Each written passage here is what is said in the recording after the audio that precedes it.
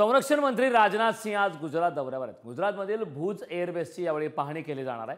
भारत पाकिस्तान सीमेवरील सुरक्षेचा आढावा घेतला जाणार आहे। ऑपरेशन सिंदूरच्या यशानंतर जवानांसोबत संवाद साधणार आहेत। सीमेजवळच्या काही भागांना भेट देण्याची सुद्धा शक्यता आता वर्तवण्यात संदर्भात ताजे अपडेट देण्यासाठी आपले प्रतिनिधी शिवाजी काळे आपल्यासोबत जोडले। शिवाजी, आपण पाहतोय की महत्त्वाच्या घडामोडी घडतायत। ऑपरेशन सिंदूर नंतर खरं तर आता आज सुद्धा गुजरातमध्ये भुज एअरबेसची संरक्षण मंत्री राजनाथ सिंह पाहणी करणार आहेत। काय अधिकचा तपशील? अगदी काल जर आपण पाहिलं असेल तर राजनाथ सिंह जम्मू काश्मीरच्या दौऱ्यावर होते। यावेळी त्यांनी जम्मू वासियांशी संवाद साधला।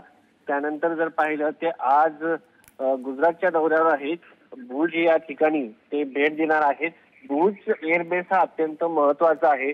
1971च्या युद्धामध्ये देखील या भुज एअरपोर्टचा आपण जर पाहिलं असेल तर एअरबेसने मोठी भूमिका निभावली होती आणि पाकिस्तानसाठी सातत्यानं भुज एअरबेस जो आहे तो टार्गेटवरती असतो। मात्र भारतीय जवानांनी त्याचबरोबर एअरफोर्सच्या आपल्या जवानांनी सातत्यानं भुज एअरबेसचं संरक्षण केलेलं आहे। आणि ज्या पद्धतीने ऑपरेशन सिंदूर आपण राबवलं गेलं होतं त्यानंतर संरक्षण मंत्री राजनाथ सिंह असो, पंतप्रधान नरेंद्र मोदी स्वतःही अनेक ठिकाणी भेटी देऊन जवानांचं मनोबल जे आहे ते उंचावण्याचं काम करत आहे। त्यांनी केलेल्या कामगिरीबद्दल त्यांचं अभिनंदनही करत आहे। त्याचाच एक भाग म्हणून जर आज आपण पाहिलं राजनाथ सिंह हे भुज या ठिकाणी जात आहेत।